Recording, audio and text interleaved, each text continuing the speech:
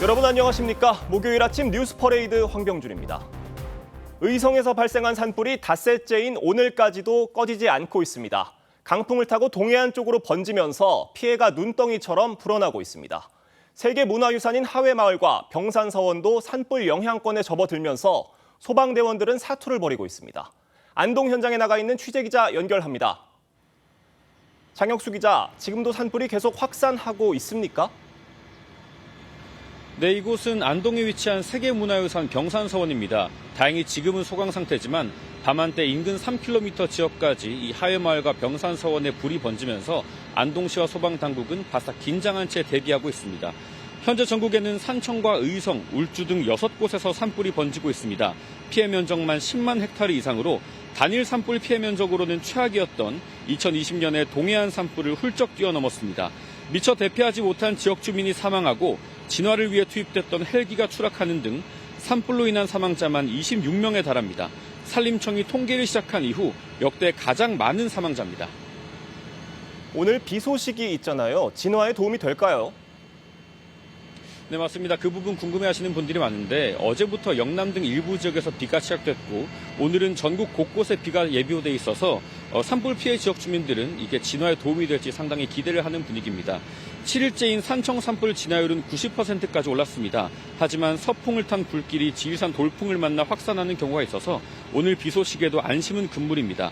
바람이 잦아들지 않고 건조한 기후가 계속되면서 산불의 확산세를 가라앉히려면 많은 양의 비가 절실합니다. 그런데 오늘 예보된 강수량은 5에서 10mm 수준이고 산불이 심각한 경북 지역엔 오전 오후 한때 1mm 안팎에 불과해서 화마를 진정시키기에는 부족할 수 있다는 전망도 나옵니다. 안동 병산서원에서 TV조선 장혁수입니다. 영덕에선 요양원 어르신들을 대피시키다 차량이 폭발해 3명이 목숨을 잃었습니다. 탈출로인 해안도로가 불바다로 변해 아비규환을 방불케 했습니다. 방파제로 피하거나 어선을 타고 바다로 대피한 주민들도 있었습니다. 하동원 기자입니다. 해안도로를 달리는 차량. 바로 옆 야산에서 순식간에 불길이 차 양옆을 덮치고 불튀는 앞유리창으로 날아와 위협합니다. 너무 진짜 뜨겁더라고요. 열기가 죽을 각오로 앞만 보고 달렸던 것 같아요. 도로를 덮친 불길은 해안가 마을까지 넘어왔습니다. 마을 전체가 시뻘건 불바다로 변했습니다. 불이 확 감아 오르는데 평생 그거는 걸 처음 당해보니까 이게 이렇게 해서 죽는구나. 주민 100여 명은 방파제로 피하거나 어선을 타고 바다로 대피했습니다. 어르신들이 이 트라우마 때문에 들들 떨고 그러더라고. 이 배를 다 태워가지고 지금 중간쯤 이 방파제 벗어나가지고 하루 사이 마을은 폭격을 맞은 듯 초토화됐고 미처 대피하지 못한 102살 할머니는 실종된 상태입니다. 하마가 덮친 마을은 이렇게 집들이 무너졌고 여전히 연기가 피어오르고 있습니다. 인근 요양원에서는 불길을 피해 노인들을 차에 태우고 대피하다가 불붙은 차가 폭발하면서 80대 입소자 3명이 숨졌습니다. 여기 있으면 위험하니까 한 명이라도 태워가려고 그러는 거고 자기 차가 불에 탈 거를 모의 안에서도 그래. 불에 탄 관광버스와 뒤집어진 차량이 탈출 당시 모습이 아비규환이었음을 보여주고 있습니다. TV조선 하동원입니다. 네, 시뻘건 불길이 하늘로 매섭게 치솟고 있는데요. 역대 최악으로 꼽히는 이번 산불은 태풍급 강풍과 건조한 날씨, 평년보다 높은 기온 등이 한꺼번에 겹치면서 기세가 꺾일 기미를 보이지 않고 있습니다. 상승 기류를 탄 불씨는 강풍을 타고 수 킬로미터를 날아가 멀리 떨어진 곳에서 또 다른 산불을 유발하기 때문에 진화가 더 어렵습니다. 유혜림 기자의 보도입니다. 산불이 4개 시군으로 번진 경북 의성. 강풍을 타고 흰 연기 기둥이 산능선을 따라 빠르게 퍼집니다. 나무에 붙은 불길은 강한 바람을 타고 하늘로 매섭게 치솟습니다. 바람이 부니까 저쪽 산에서 한 400~500m 되잖아요. 불덩어리가 몇 개가 군데군데 떨어져가지고 불이 점화가 되는 거예요. 고온 건조한 날씨 속에 태풍급 바람이 불며 산불 피해가 커지고 있습니다. 이달 들어 의성은 28도, 안동은 26.6도, 청송 27.4도를 기록하는 등 기상관측 이래 가장 높은 3월 최고 기온을 기록했습니다. 여기에 최대 초속 27m의 강풍까지 더해지면서 주변 공기를 빨아들이며 상승 기류를 타고 회오리를 형성하는 열기둥까지 발생했습니다. 열기둥에 나무 상단까지 불이 붙은 상태에서 태풍급 강풍이 불면 수초 만에 최대 2km 이상 불티가 날아가는 비화 현상이 나타나 빠르게 불이 확산됩니다.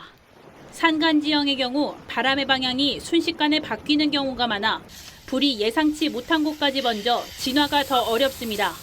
도깨비불처럼 예상하지 못하는 곳까지 날아가서 또 다른 산불을 발생시키기 때문에 상당한 현장의 어려움이 좀 많이 있습니다. 산림청은 비가 와서 습도가 올라갈 경우 불길이 번지는 속도는 일단 줄어들 것으로 내다봤습니다. TV조선 유혜림입니다. 네, 밤사이 경기도 용인시에서도 화재가 발생했습니다. 지식산업센터 지하 주차장에서 불이 나 수십 명이 대피했는데 이 과정에서 한 명이 숨지고 3명이 다쳤습니다. 변정현 기자의 보도입니다. 고층 건물 주변에 뿌연 연기가 가득하고 출동한 소방차가 줄줄이 늘어섰습니다. 소방대원들은 구조 진화 작업을 하느라 바쁘게 움직입니다. 어젯밤 10시 55분쯤 용인시 기흥구 한 지식산업센터 건물에서 화재가 발생했습니다. 소방당국은 커다란 폭발 소리가 들렸다는 신고를 받고 출동해 진화 작업에 나섰습니다. 뻥 소리가 나서 나왔는데 연기가 많이 나더라고요. 이 불로 50대 남성 1명이 심정지 상태로 발견돼 병원으로 옮겨졌지만 결국 숨졌고 3명이 연기를 흡입해 병원으로 옮겨졌습니다.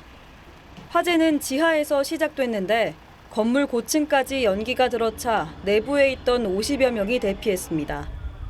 연기가 확산되자 인근 주민 일부도 긴급히 대피했습니다.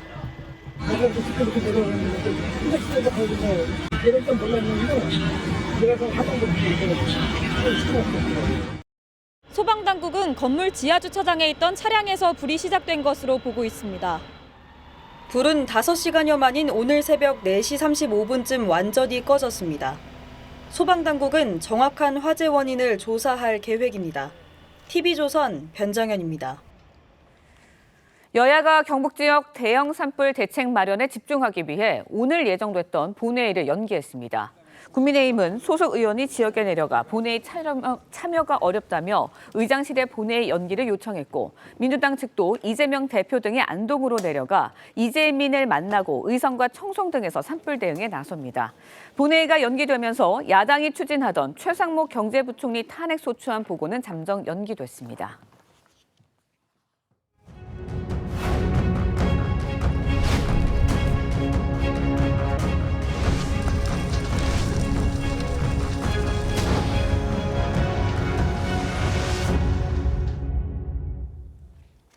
전문가와 함께 이번 산불 상황 자세히 짚어보겠습니다. 네, 이영주 경희대 소방방재학부 교수 함께합니다. 안녕하세요. 네, 안녕하십니까. 현재 지리산 국립공원으로까지 산불이 확산됐다고 합니다. 얼마나 위험한 상황인 겁니까? 예, 일단 많이 아시다시피 지리산 같은 경우는 내륙에서는 우리나라에서 가장 크고 또 높은 산이기 때문에요. 실제로 산불이 확산된다고 했을 때 그 피해 면적이 얼마나 더 넓어질지에 대한 부분들은 상당히 좀 예측하기 어렵거든요. 또 산이 워낙 넓기 때문에 비화, 지금 현재 많이 문제가 되고 있는 이제 비화가 이곳저곳으로 이제 산불을 나르기 시작한다 그러면 오히려 피해가 굉장히 커질 수 있는 이런 위험이 있습니다.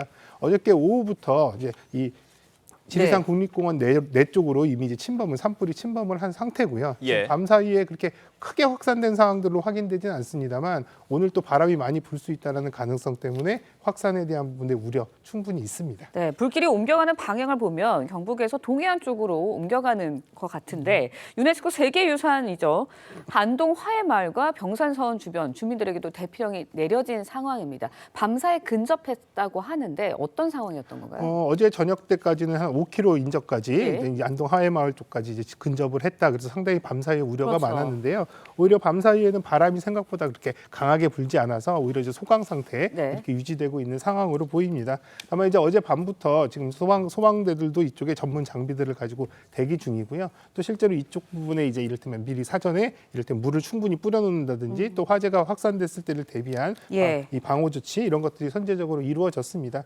다만 이 낙동강 사이에 두고 화재 확산 경로가 이제 차단되긴 합니다만 예. 비와라든지 이런 것들로 인해서 이를테면 이 강을 예. 넘어서 확산될 가능성도 있기 때문에 아마도 소방대들은 오늘 계속 여기서 대기하면서 혹시라도 모를 화재 확산에 대비를 하는 모습입니다. 지금 뭐 지리산 국립공원 또 안동 하회마을까지 위협을 받고 있는 상황인데 산불이 강원과 부산 지역으로까지 번질 수 있다 이런 우려도 나오고 있습니다. 지금 해당 지역에서는 어느 정도의 대비가 필요한 상황인 겁니까? 예, 앞서 앵커분께서 말씀해 주신 것처럼 그동안에는 계속 서풍을 타고 동쪽으로 계속 산불이 확산되는 그런 양상이었거든요. 예. 근데 이런 것들이 사실 실제로는 내일부터는 오늘 비가 내린 일부 비가 오고 나면 내일부터 이제 꽃샘추위 이렇게 추위가 다가올 텐데 이러면 이제 북쪽에서 찬 공기가 내려오는 이런 상황들이거든요. 그럼 오히려 바람 방향이 이제 이를테면 남풍, 북에서 남쪽, 북풍, 그러니까 북에서 남쪽으로 부는 한마디로 지금 현재 영덕 지역에서 아래쪽 부분, 포항이나 경주, 부산 쪽으로 바람이 불면서 확산될 가능성 이런 부분이 분명히 있거든요. 제가 오늘 풍향을 대략 오늘 아침에 확인을 해보니까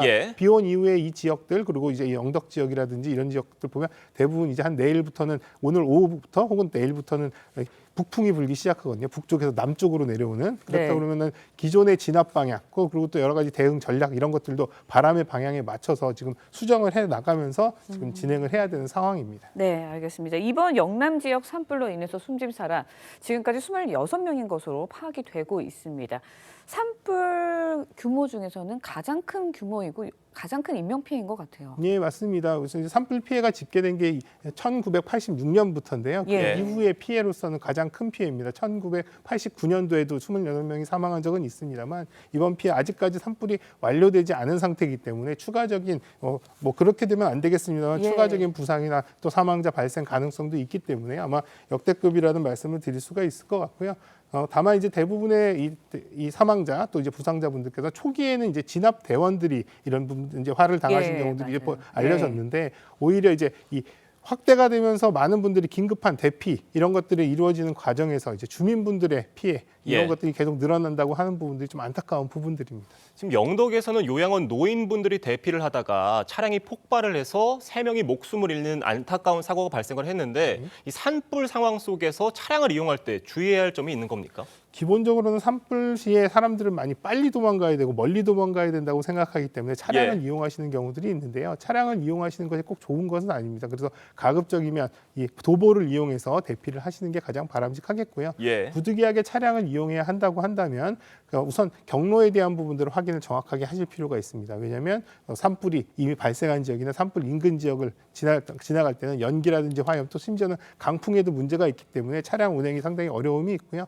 만약에 이제 대피를 하신다고 한다면 평상시 주행속 시야가 확보된다면 평상시 주행 속도보다는 조금 빠르게 이동하시면 되겠는데요. 다만 이제 너무 과속을 하게 되면 시야가 확보가 잘 안 되는 상황도 발생할 수 있고 또 불티라든지 낙하물 이런 여러 가지 것들에 대응하기가 굉장히 어렵기 때문에 너무 과하게 과속을 하시지 마시라 이런 부분들 말씀을 드리겠습니다. 또 한편으로는 창문은 잘 닫아서 연기가 들어오는 것들을 최소화하시는 것들 또 이런 부분들도 좀 중요한 요인이다. 아무래도 차량보다는 도보로 이용하는 게 더 바람직하다고 말씀을 해주셨는데 이번 사고처럼 아무래도 폭발 위험이 가장 위험 요소로 작용하기 때문인 겁니까?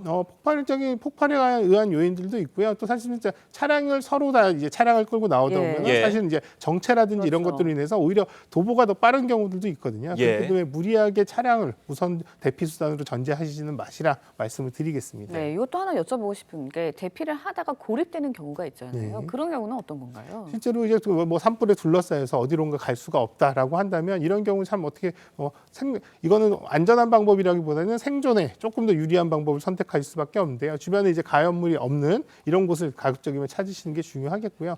또 평지라든지 높은 곳, 오르막보다는 땅 속에 낮은 부분, 웅덩이라든지 움푹 패인 곳 이런 쪽에 이제 대피를 하시는 게 오히려 도움이 됩니다. 또 그리고 이런 뜨거운 열이라든지 이런 부분들 보호를 받기 위해서 얼굴 이런 것들을 잘 가리시고 그런 다음에 이제 주변에 물을 뿌린다든지 이런 것들이 가능하다 보면 물을 뿌려서 열에 의해서 이제 위험한 상황이 닥치는 것들을 최소화하는 것들. 그래서 어찌됐든 간에 고립이 된 상황들이 바로 자기 주변에 바로 고립이 되지는 않지만 영역으로 고립이 되는 상황이 되잖아요. 이런 경우에는 바로 119에 신고하셔서 고립된 상황을 정확하게 빨리 알리시는 것이 어떻게 보면 구조 확률들이 훨씬 높기 때문에요.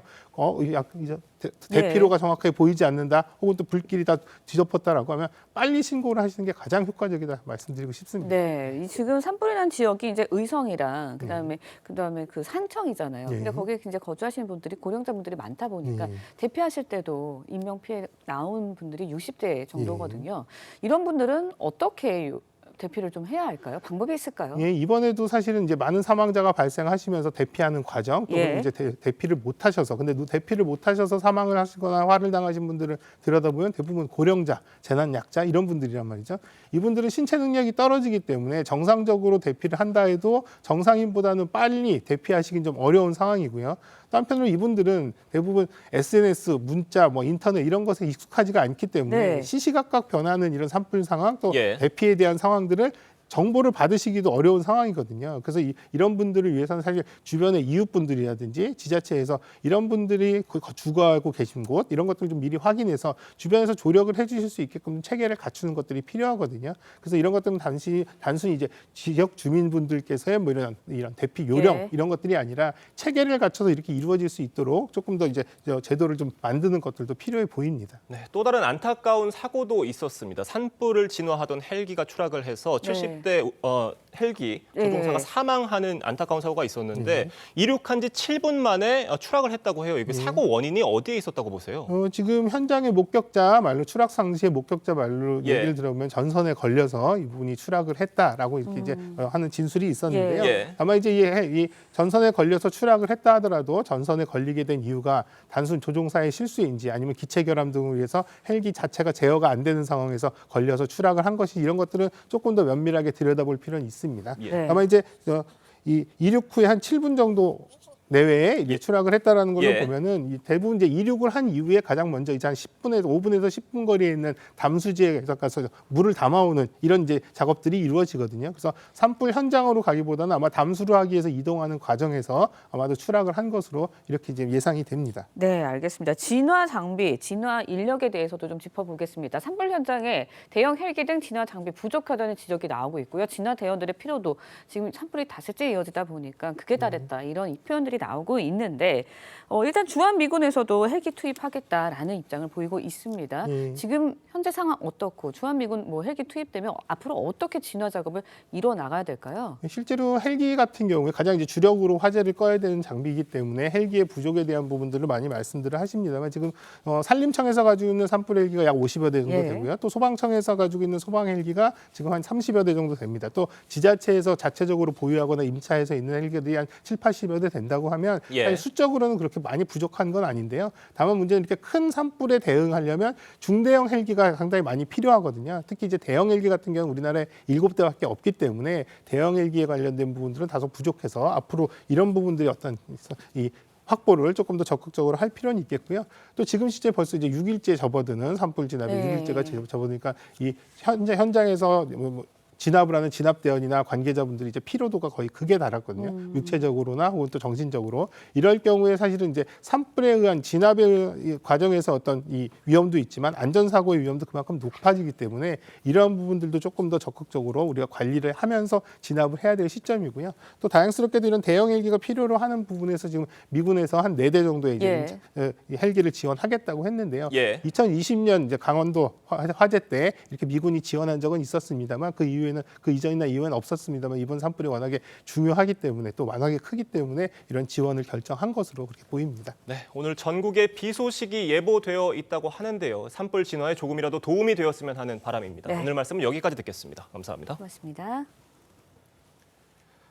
이재명 민주당 대표가 공직선거법 위반 항소심에서 무죄를 선고받았습니다. 징역 1년에 집행유예 2년이 선고된 1심을 뒤집은 건데 여야의 반응은 엇갈렸습니다. 변정현 기자의 보도입니다. 항소심 재판부는 먼저 이재명 대표가 김문기 처장을 몰랐다고 한 부분을 1심과 같이 무죄로 봤습니다. 안다 모른다는 행위가 아닌 인식에 관한 것이어서 처벌할 수 없다는 이 대표 측 논리를 받아들였습니다. 나머지 발언은 1, 2심이 엇갈렸습니다. 호주 출장 때 김 처장과 찍은 사진이 공개되자 이 대표는 조작됐다고 주장했는데 1심은 골프를 치지 않았다는 허위 사실을 말한 걸로 보고 유죄를 선고했습니다. 마치 제가 골프를 친 것처럼 사진을 공개했던데 조작한 거죠. 하지만 2심은 사진 일부분을 확대한 걸 두고 조작된 것으로 볼 수 있다며 이 대표 발언이 골프 친 사실을 부인하는 취지는 아니라고 봤습니다. 1심 유죄였던 국토부 협박 발언은 이 대표가 성남시장 시절 백현동 용도 변경 특혜 의혹을 부인하는 과정에서 나왔습니다. 1심 재판부는 국토부와 성남시 공무원 20여 명이 협박은 없었다고 일관되게 증언했고 각종 공문을 통해 입증됐다며 유죄를 선고했습니다. 하지만 2심 재판부는 성남시가 다각도로 압박받았다며 과장된 표현이지만 허위로 볼 수 없다고 무죄를 선고했습니다. 검찰은 즉각 대법원에 상고해 위법을 시정하겠다고 밝혔습니다. 여야 반응은 엇갈렸습니다. 국민의힘은 이해가 안 가는 판결이라며 대단히 유감스럽다는 입장을 밝혔고 민주당은 법원에 감사와 경의를 표했습니다. TV조선 변정현입니다. 이재명 대표가 항소심 무죄를 받으면서 이제 관심은 윤석열 대통령 탄핵 심판 선고로 쏠리고 있습니다. 헌법재판소는 오늘 일반 사건에 대해 선고를 내리는데 윤 대통령 선고 기일을 밝힐지 주목됩니다. 신경희 기자입니다. 헌법재판소는 지난달 25일 윤석열 대통령 탄핵 심판 사건의 변론을 종결했습니다. 새로운 대한민국으로 도약하는 디딤돌이 될 수 있도록 최선을 다하겠습니다. 감사합니다. 한 달 넘게 심리 중이지만 헌재는 아직 선고기일조차 통보하지 않은 건데 재판관들은 거의 매일 평일을 열고 있지만 세부 쟁점에 대한 합의에 이르지 못한 것으로 파악됐습니다. 헌재는 오늘 헌법소원, 기소유예 처분 취소 등 일반 사건에 대한 정기 선고를 진행합니다. 선고 건수가 40건에 달해 정기 선고에 집중할 전망인데 오늘 윤 대통령 선고기일을 통보하지 않으면 이번 주는 넘어갈 전망입니다. 오늘 통보 후 내일 선고하는 게 불가능한 건 아니지만 대통령 탄핵 심판 결론인 만큼 무리하게 일정을 잡지 않을 것이란 법조계 시각이 우세합니다. 윤 대통령 선고가 다음 주 또는 이번 달을 넘기더라도 문영배 헌재소장 권한대행과 이미선 재판관이 퇴임하는 4월 18일 이전에는 결론이 날 것으로 전망됩니다. 박근혜 전 대통령 탄핵 사건 당시에는 이정미 헌재소장 권한대행의 임기 종료 사흘 전에 결정을 선고했습니다. TV조선 신경입니다.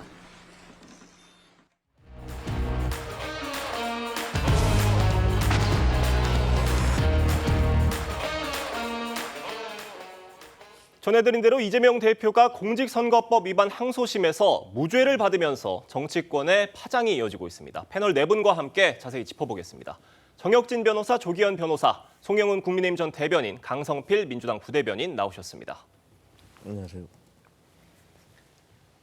이재명 대표는 무죄 선고를 받은 이후에 검찰을 향해 날을 세웠습니다. 목소리 직접 들어보겠습니다.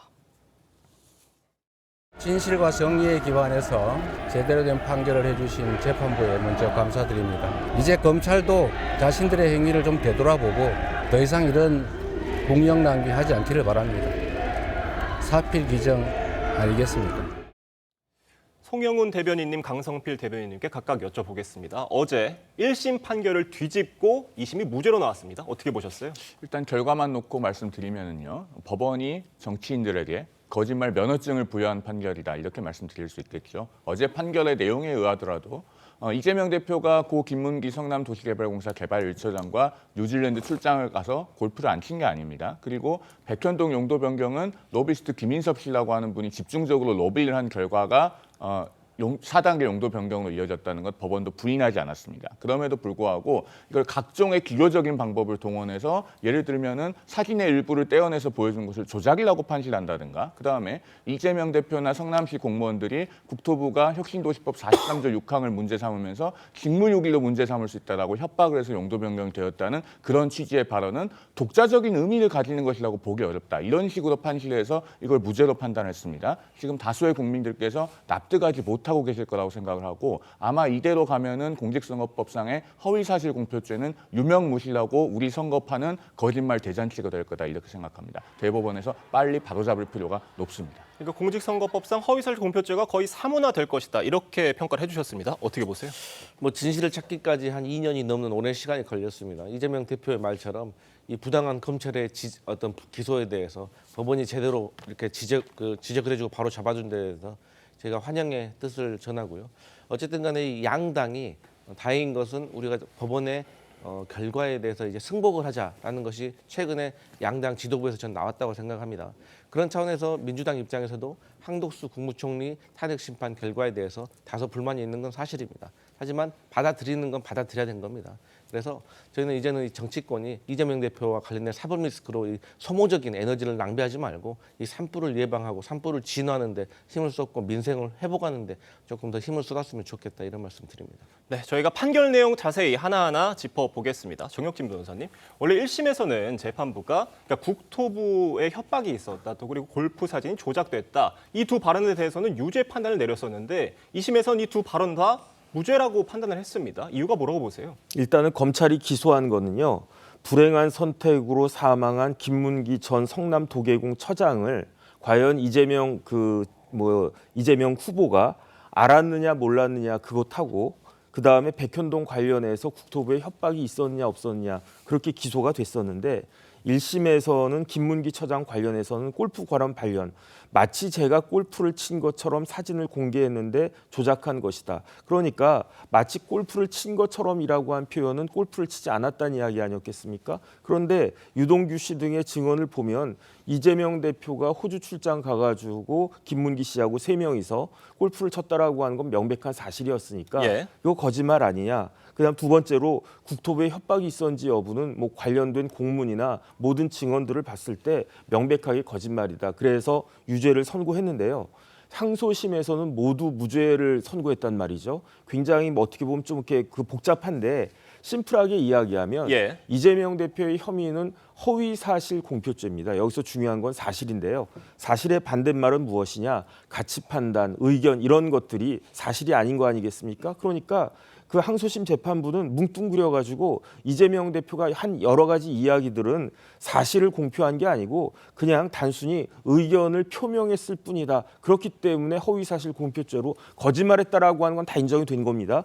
그렇지만 허위사실 공표죄로 처벌할 수는 없다. 이런 논리라고 보여지는데 과연 대법원에서도 유지가 될 수 있을지는 모르겠습니다. 그러니까 국토부에 협박이 있었다는 그 발언에 대해서도 재판부가 의견 표명이라면서 처벌할 수 없다고 판단을 하지 않았습니까? 이 부분은 어떻게 보셨어요? 그러니까 더군다나 1심 판결문을 쭉 읽어보면요. 어떻게 그러한 그 발언이 도출될 수 있었는가.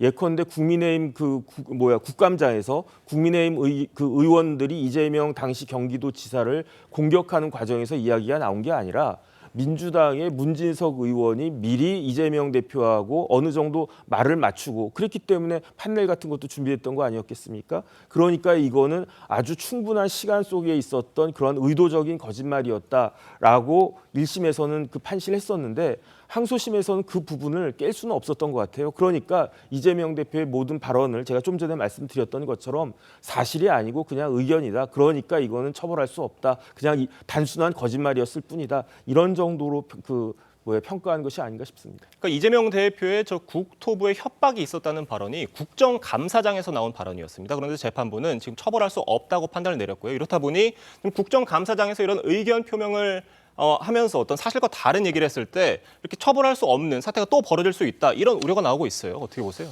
글쎄요. 근데 마지막에 재판부가 이 결론을 내면서 이 선거라는 데에서 후보들이 다소 표현을 과장되게 하거나 하는 부분이 있을 수 있고 이런 부분이 보호돼야만이 오히려 유권자의 선택권에 보장된다. 이런 취지가 있었습니다. 그러니까 그 발언 자체만을 떼어놓고 보면 사실이냐 허위냐 협박이 있었느냐 이렇게 보고 1심도 그렇게 판단을 했지만 전체적 그 설명 과정, 그러니까 국감장에서 이재명 당시 후보가 설명했던 내용은 이 전체적으로 이 식품연구원 부지의 용도 변경에 이르는 과정을 하나하나 쭉 설명해 놓고 그 중간에 이제 국토부 협박 발언이 있고 다시 또 결론을 맺습니다.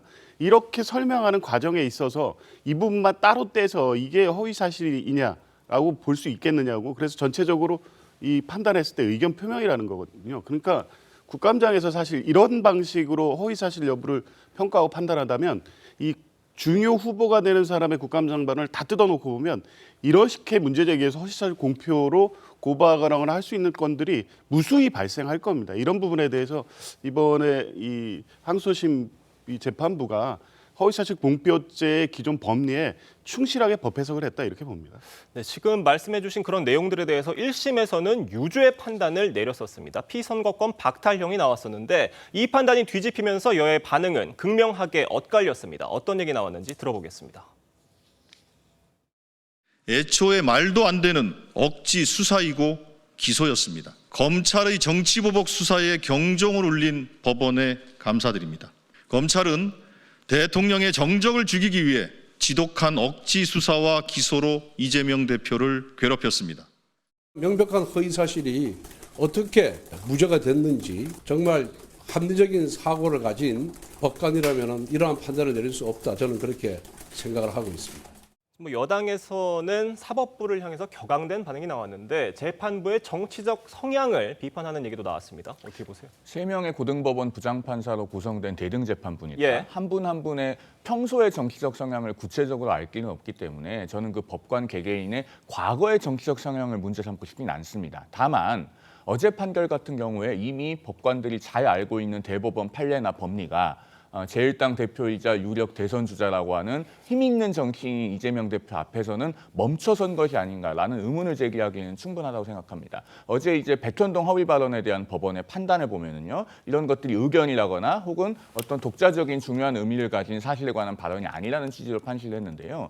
이재명 대표가 그 국감에서 답을 할 때 첫 문장이 뭐였냐면요, 전혀 사실이 아닙니다였습니다. 전혀 사실이 아닙니다. 이건 판결문에도 나온 내용입니다. 그러면은 전혀 사실이 아닙니다 뒤에 이어지는 내용들은요, 어떤 의견 표명이라고는 볼 수 없고, 그다음에 굉장히 중요한 유권자들이 의혹을 가지고 있는 사안에 대한 사실관계 여부를 답변하는 것이라고 봐야 됩니다. 그러면은 그것이 허위 사실인지 아닌지를 정확히 가려서 허위 사실이면 허위 사실 공표죄로 처벌해야 되는 것 아니겠습니까? 이런 부분들을 법원도 잘 알고 있어서 맨 앞에 대법원 판례를 하나 인용합니다. 뭐라고 되어 있냐면, 소문을 전달하거나 의혹을 제기하는 간접적 우회적 방법에 의하더라도 어떤 사실의 존재를 암시하고 후보자의 평가에 영향을 미칠 수 있으면 그런 것은 허위사실 공표죄에서의 사실의 공표라는 대법원 판례를 얘기를 해요. 그러나 그런 대법원 판례가 정작 뒷부분의 판단에서는 전혀 관철되지 않았습니다. 그렇기 때문에 평소의 정치적 성향과는 별개로 유력 정치인 앞에서는 그 법리가 멈춰선 것이 아닌가, 공론장에서 앞으로 치열한 논의가 있을 거라고 생각합니다.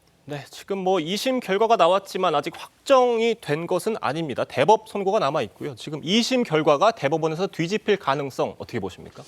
좀 매우 낮다고 봅니다. 그러니까 1심에서 유죄가 나왔고 2심에서 이 번복돼서 무죄가 나오니까 이게 2심 판단이 잘못됐다 이렇게 비판을 하는데요. 사실은 1심 판단이 이례적이었습니다. 어제 이 항소심 재판부가 판결문 100페이지 정도를 하면서 사실관계와 판단에 이르는 구체적 내용들을 매우 꼼꼼하게 상세하게 기재했고요. 그 전제로서 대법원 판례가 많이 인용됐습니다. 그럼 뭐냐면 법리에 충실하게 사실관계를 해석하고 판단했다는 것이고요. 그게 기존 판례에 비추어 봤을 때 항소심 재판부가 이례적 판단했다 이렇게 볼 수 없고, 오히려 1심 재판부의 판단이 이례적이었다 이렇게 보는 시각이 더 많기 때문에 대법원에 간다고 하더라도 결국 법률적 해석 문제를 다투는 대법원에서 항소심 재판부의 판단을 뒤집기는 어려울 것으로 봅니다. 지금 검찰은 경험과 상식에 부합하지 않는 판단을 내렸다고 얘기를 하면서 상고 의지를 밝혔습니다. 어떻게 보세요? 일단은 이제 고등법원 판결이고요. 그다음에 검찰이 상고하겠죠, 당연히. 그러니까 아직 확정된 건 아니고. 그런데 만약에 이러한 판결이 대법원에서도 유지가 된다라고 하면 제 개인적인 생각은 실질적으로 공직선거법상의 허위사실 공표죄는 의미가 없어지게 될 것이다. 그런 생각이 들고요. 그다음에 이제 지난번 대선 관련된 사건 아니었겠습니까? 그런데 지난번 대선에 이재명 대표도 낙선했지만 그때 낙선했던 사람이 또 있어요. 누가 있었느냐? 허경영 씨가 낙선했거든요. 그런데 허경영 씨가 그때 대선에서 뭐라고 했냐? 내가 이병철 회장의 양자다 그랬어요. 그래가지고 그게 거짓말이라고, 당연히 거짓말이겠죠. 그래서 기소가 됐는데 대법원까지 가서 확정이 됐습니다. 형량이 어떻게 나왔느냐? 징역 2년에 집행유예 3년이 나왔어요. 피선거권도 박탈돼가지고 허경영 씨는 80대 중반까지는 그 출마도 이제 못하게 됐습니다. 그러면 내가 이병철 양자라고 하는 거짓말이 더 우스꽝스러운 거짓말인가? 아니면 이재명 대표가 나와가지고 이렇게 백현동 관련, 김문기 처장 관련 한 것들이 그거는 거짓말이라고 볼 수 없는 것인가? 이거를 비교해 보면 알 수 있을 것 같다는 생각이 들고요. 허경영 판례에 비추어 봐서도 이번 판결은 대법원에 가서 유지되기가 어렵지 않겠나 저는 그렇게 생각됩니다. 네, 이재명 대표가 2심 무죄를 선고받으면서 민주당은 윤 대통령 탄핵 심판 선고 촉구에 당력을 집중하는 모양새입니다. 민주당 입장 들어보겠습니다. 윤석열 대통령 탄핵 심판 변론이 종결된 지 30일이 지났습니다. 머뭇거리는 사이 국민의 분노는 커지고 모랄의 불씨는 되살아나고 있습니다. 더 늦어진다면 국민이 헌재의 존재 의미 자체를 회의하는 존재의 시간대로 들어가게 됩니다. 앞으로 민주당 어떤 전략을 취할 것으로 보세요? 일단은 이미 저희 민주당은 헌법재판소의 빠른 탄핵 심판 선고를 촉구하면서 천막당사를 쳤고요. 또 일부 의원들은 아직도 단식 농성 중에 있습니다. 여기서 어떤 수위를 올릴지는 사실 지도부가 다시 한번 판단을 해봐야 될 것입니다. 그런데 사실 이제 민주당이 이런 것을 탄핵 심판을 빨리 선고하라라고 하는 것이 자칫 이재명 대표가 항소심에서 유죄가 나오기 때문에 빨리 조기 대선을 하려고 하는 것이 아니냐라는 오해들이 있었는데 이 오해들이 사실상 어제로 인해서 일단락된 거 아니겠습니까? 그렇기 때문에 저희가 이제 국민의 절반, 당원, 지지만 보고 정치를 하는 게 아니라 어쨌든 국민 전체를 보고 전체의 민심을 헤아리면서 정치를 해 나가야 되기 때문에 저희가 어떤 방법이 있는지는 수고를 더 해봐야 될 것 같습니다. 네, 지금 윤석열 대통령 탄핵 심판 선고 일자에 다시 관심이 쏠리고 있는데 지금 여당 입장에서는 조금 더 뒤로 밀리는 게 유리할 것이다. 이런 판단 나오고 있는 것 같아요. 어떻게 보세요? 헌법재판소의 선고 시점을 국민의힘에 유리하냐 불리하냐를 가지고 얘기할 건 아닙니다. 민주당이야 이재명 대표 개인의 대선 플랜에 맞춰서 빨리 선고하는 것이 낫다 이렇게 계속 촉구를 하고 있습니다만은 집권 여당인 국민의힘마저 그것을 당리당략적인 관점에서 접근할 수는 없는 건 아니겠습니까? 다만 저는 개인적으로는 이렇게 생각합니다. 헌법재판소가 탄핵 심판 사건에서 어떤 결론을 내더라도 그 결정의 논리적 완결성 그리고 사실의 정확성 이런 것들이 아주 충분히 갖춰져서 완결성 높은 결정문을 통해서 우리 사회의 수용성 그리고 승복의 정도가 높아지는 것이 대단히 중요하다 이렇게 생각합니다.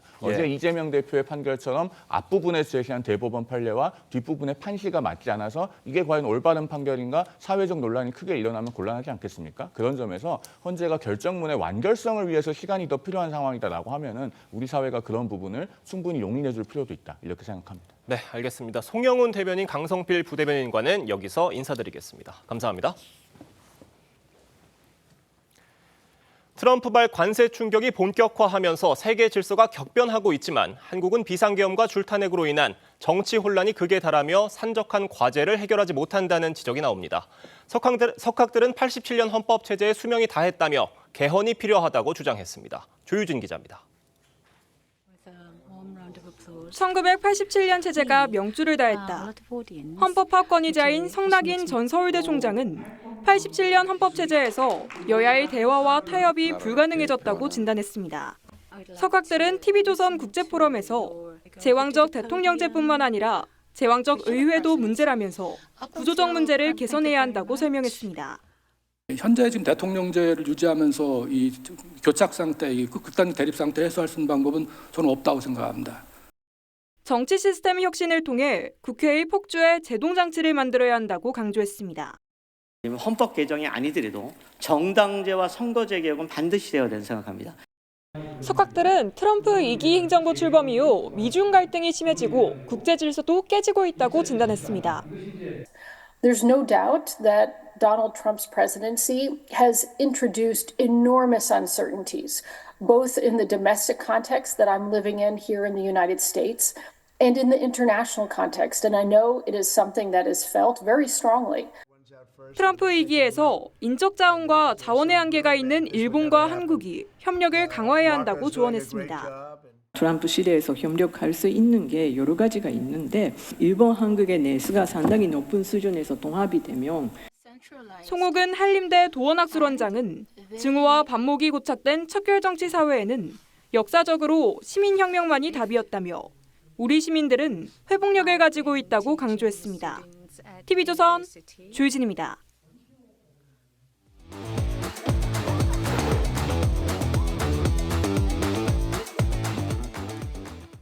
화제가 된 사건, 사고 소식 짚어보는 아침의 이슈 시간입니다. 네, 계속해서 정혁진 변호사, 조기현 변호사 함께 자세한 이야기 나눠보도록 하겠습니다. 네, 서울대 의대생들이 복귀 마감 시한을 하루 앞둔 어제부터 학생들을 상대로 등록 및 휴학 여부를 묻는 투표를 진행을 했습니다. 아무래도 이 투표 결과가 타 의대생들의 복귀 여부를 판단하는 가늠자가 될 것 같다, 이런 분석이에요. 그러니까 서울대 의대생들이 어제부터 오늘까지 등록을 할 것이냐 아니면 휴학을 할 것이냐 예. 이 부분에 대해서 투표를 진행한다라고 하는데요. 아무리 누가 뭐라고 그래도 서울대 의대는 상징성이 있지 않습니까? 예. 그렇기 때문에 서울대 의대에 오늘 뭐 오후 한 5시쯤이면 결과가 나올 듯한데요. 그 결과가 어떻게 나올 것인지에 대해서 많은 의대생들이 주목하고 있겠다, 저는 그런 생각이 들고요.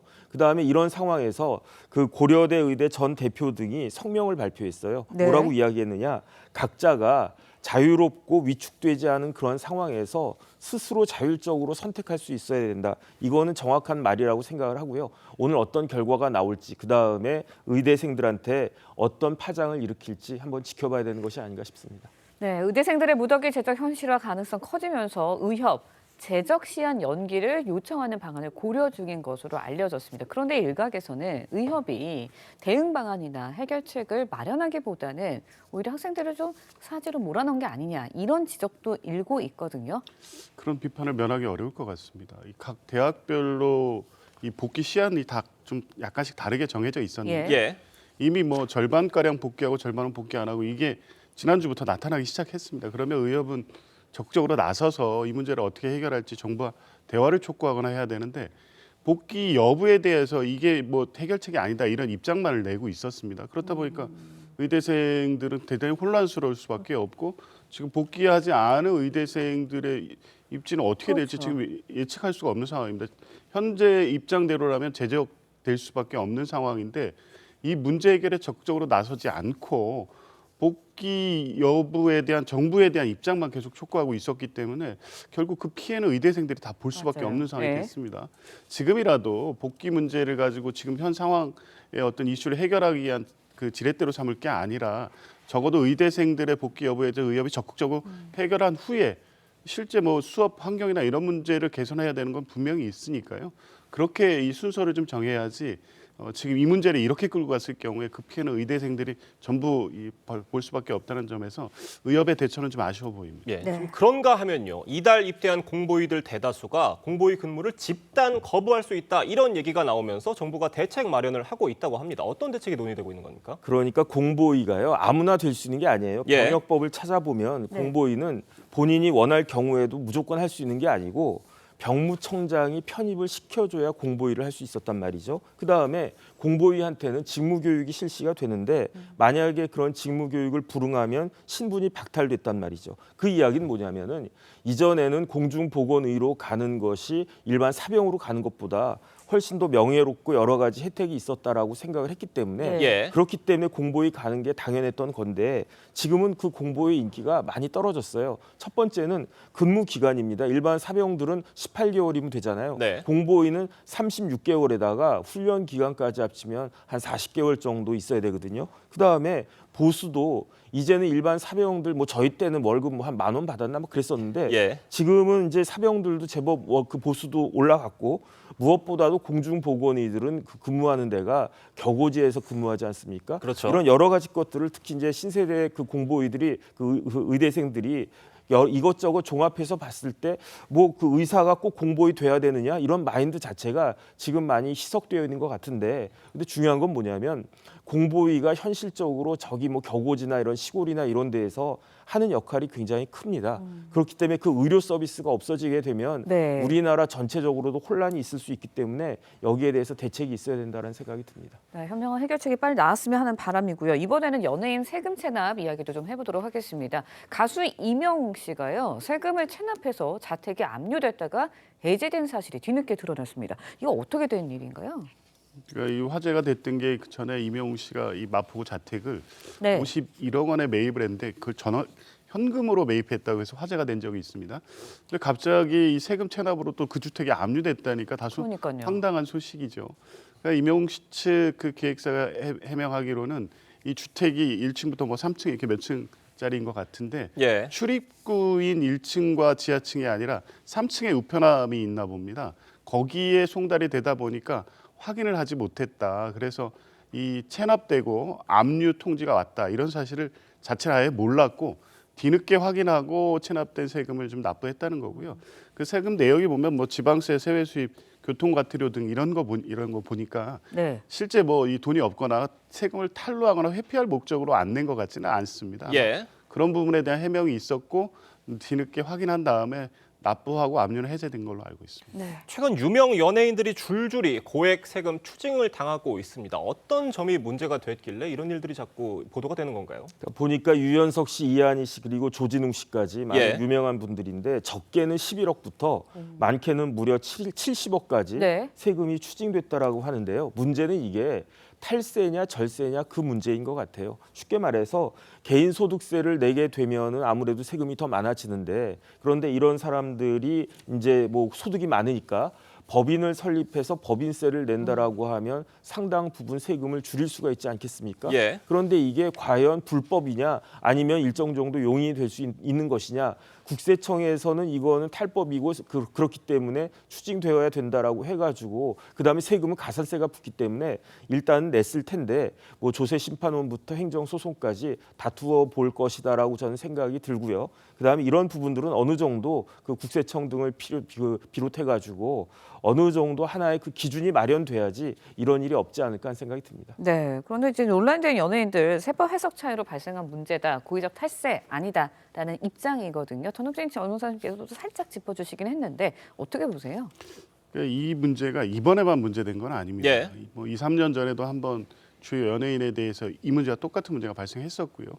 이제 그렇다 보니까 그때도 이제 추징이 되고 추가 세금을 납부를 하긴 했는데 지금 말씀드린 소득세와 이 법인세 간에 이 법인은 사실상 1인 기획사인데 소득세를 탈루할 목적으로 설립한 법인이라고 하면 과세당국은 이제 세금을 추징해야 된다 이렇게 보는 거거든요. 근데 지난번에도 있었고 이번에도 있었다고 하면 그 기준이 명확치 않으니까 이런 연예인들이 이렇게 하더라도 이게 법에 문제가 되지 않는다는 판단을 하고 있는 거거든요. 그러면 결과적으로 사후적으로 이 예. 세금을 추징하고 이렇게 접근할 게 아니라 이 기준을 좀 명확히 제시해서 이런 문제가 발생하지 않도록 하는 조치가 필요한 것 같습니다. 네, 정혁진 변호사, 조기현 변호사와 이야기 나눴습니다. 두 분 말씀 여기까지 듣겠습니다. 감사합니다. 고맙습니다. 관세 폭탄을 쏟아붓고 있는 트럼프 대통령이 미국으로 수입되는 외국산 자동차에 25% 관세를 부과하겠다고 조금 전 발표했습니다. 네, 지난달 언급한 구상을 공식화한 건데 다음 달 2일부터 바로 부과가 시작돼 한국 자동차 업계에 비상이 걸리게 됐습니다. 김예나 기자의 보도입니다. 트럼프 대통령은 우리 시간으로 오늘 새벽 5시 백악관 집무실에서 수입 자동차에 25% 관세를 부과하는 행정명령에 서명했습니다. And it's about making America great again, making it strong and prosperous again. Thank you very much. 지난달 기존 승용차 관세율을 2.5%에서 단숨에 10배로 올리고 우리나라와 같이 자유무역협정 FTA를 맺은 나라에 대해서도 무차별 적용하겠다는 구상을 밝혔는데 오늘 공식화한 겁니다. 철강과 알루미늄에 이어 수입차 관세까지 정조준 당하면서 우리나라 자동차 업계에도 적신호가 켜졌습니다. 자동차는 우리나라 대미 수출의 약 27%를 차지하는 최대 수출 품목입니다. 앞서 현대차그룹은 자동차 관세 발표를 앞두고 지난 24일 미국 조지아주 공장을 거점으로 31조 원 규모의 대미 투자를 약속하는 등 선제적 대응을 해왔습니다. Today, I'm pleased to announce an additional $21 billion in a new investment over the next 4 years. Our largest U.S. invest ever. 당시 트럼프 대통령은 현대는 관세를 내지 않을 거라고 했지만 한국에서 생산된 차량은 면제를 해주지 않을 가능성이 높다는 분석이 나옵니다. 계속되는 통상 압박에 올해 1, 2월 우리나라의 대미 수출액은 지난해보다 4.8% 줄어든 1,016억 달러로 집계됐습니다. TV조선 김예나입니다.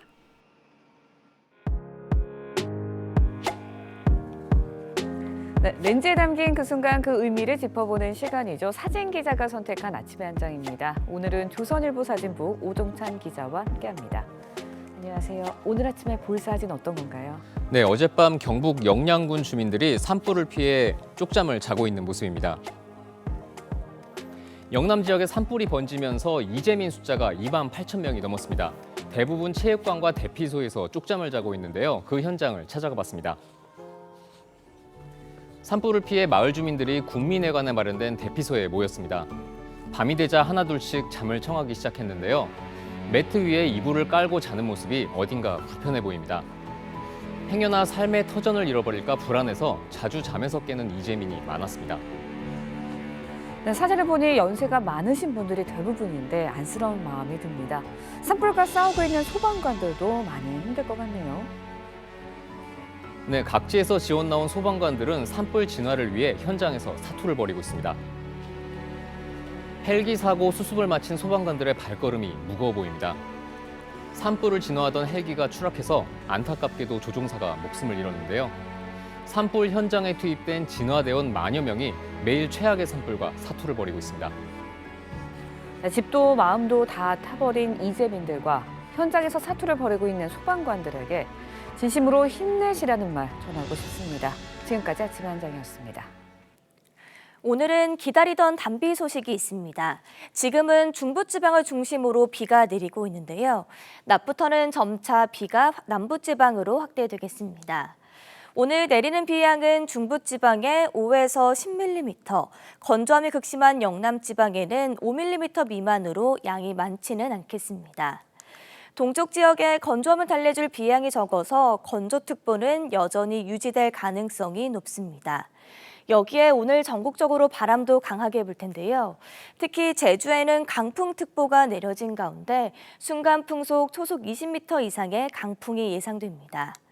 오늘 오전까지 서해안과 남해안에서는 가시거리 200m 미만의 짙은 안개가 끼겠습니다. 오후에는 황사가 유입되면서 비가 오는 동안 황사가 섞여 내리는 곳이 있겠습니다. 오늘 한낮 기온은 어제보다 2도에서 크게는 7도 정도 낮겠습니다. 서울과 대전 20도, 부산 18도 예상됩니다. 내일부터는 찬 공기가 유입되면서 날이 쌀쌀해지겠습니다. 오늘의 날씨 이나일입니다. 이상으로 목요일 뉴스 퍼레이드 마칩니다. 네, 저희는 내일 아침 7시 30분에 다시 찾아뵙겠습니다. 시청해주신 여러분 고맙습니다.